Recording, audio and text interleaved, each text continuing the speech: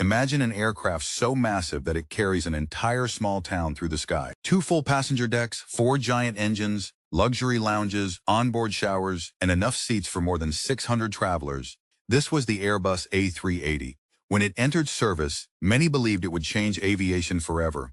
It was designed to become the future of long-haul travel and replace the legendary Boeing 747 as the king of the skies. But something unexpected happened. Instead of dominating airports around the world, airlines slowly started retiring their A380 fleets.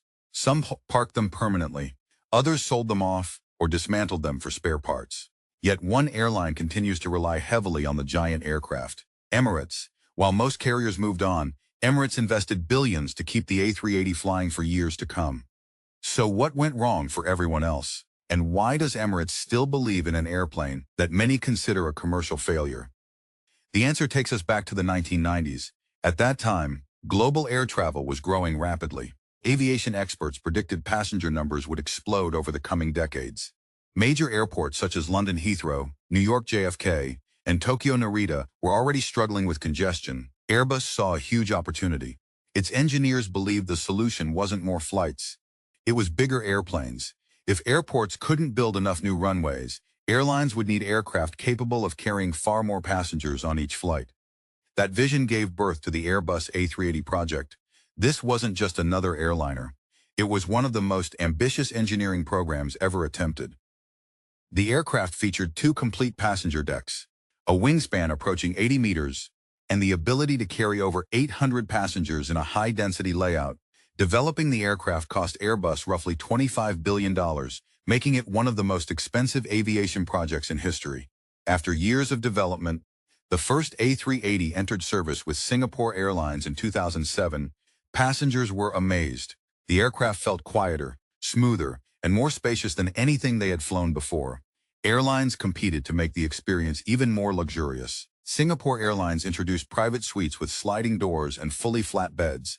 Emirates added onboard bars, social lounges, and even shower spas for first-class passengers. Flying on the A380 felt less like transportation and more like staying in a luxury hotel thousands of feet above the ground.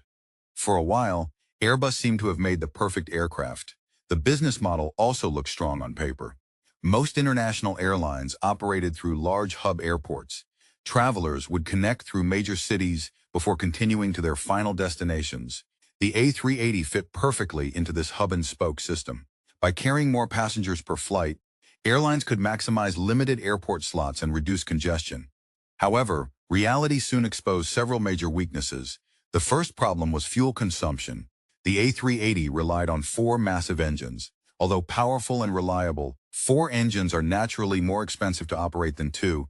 At the same time, newer aircraft such as the Boeing 787, Dreamliner, and Airbus A350 entered service. These modern jets used advanced materials, improved aerodynamics, and highly efficient twin-engine designs. As a result, they could fly similar routes while burning significantly less fuel. The A380 only became truly efficient when nearly every seat was occupied. If passenger numbers dropped, profitability disappeared quickly. The second issue was flexibility. Airlines found it much easier to consistently fill a 300-seat aircraft than a 600-seat giant. Smaller aircraft also allowed multiple departures throughout the day, giving travelers more scheduling options. The A380 required airlines to make a risky bet every time it flew, fill almost every seat, or lose money. Infrastructure created another challenge.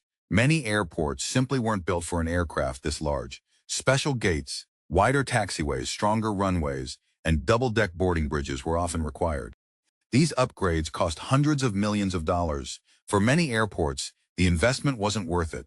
Then the market itself began changing. Passengers increasingly preferred direct flights. Instead of connecting through major hubs, travelers wanted non-stop journeys between cities. Aircraft like the Boeing 787 and Airbus A350 made these routes economically possible. This shift reduced the need for giant hub-focused airplanes like the A380. Environmental concerns also became more important. Governments and airlines faced growing pressure to reduce emissions.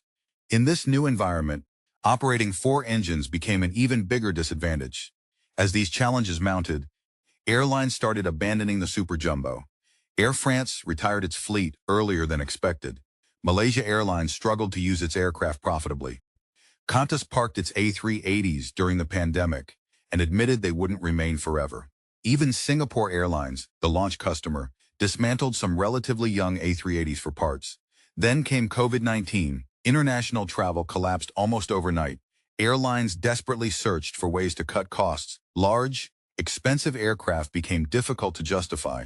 Many A380s were parked indefinitely. Some never returned to service. In 2021, Airbus officially ended A380 production. The dream was over, or so it seemed, because one airline remained committed. Emirates operates the world's largest A380 fleet by a huge margin. Its business model is unique. Dubai sits in an ideal geographic position between Europe, Asia, Africa, and Australia. Millions of passengers connect through the city every year. This constant flow of travelers helps Emirates fill its A380s far more effectively than most competitors. The airline also benefits from scale. With over 100 A380s, Emirates has built maintenance systems, crew training programs, and spare part inventories specifically around the aircraft. No other airline comes close. For Emirates, the A380 isn't just another airplane. It's the face of the brand. When people think of Emirates, they often imagine the famous onboard lounge, luxurious cabins, and spacious upper deck. The aircraft attracts premium passengers and generates enormous marketing value. To keep the fleet competitive, Emirates has invested billions in upgrades, including redesigned cabins and premium economy seating. These improvements are expected to keep the A380 flying well into the next decade. However, even Emirates knows the aircraft won't last forever.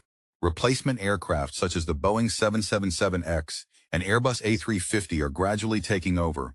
Modern twin-engine jets are simply more efficient, cheaper to operate, and better suited to today's travel patterns. Eventually, the A380 will disappear from commercial service, but its legacy will remain. The aircraft proved that engineering ambition can create something extraordinary. It showed that passengers value comfort, space, and luxury. And it reminded the aviation industry that being loved by travelers doesn't always guarantee commercial success. For most airlines, the Airbus A380 became too large, too expensive, and too difficult to operate profitably. For Emirates, it became the perfect flagship. And that's why, even today, the world's largest passenger aircraft continues to rule the skies above Dubai.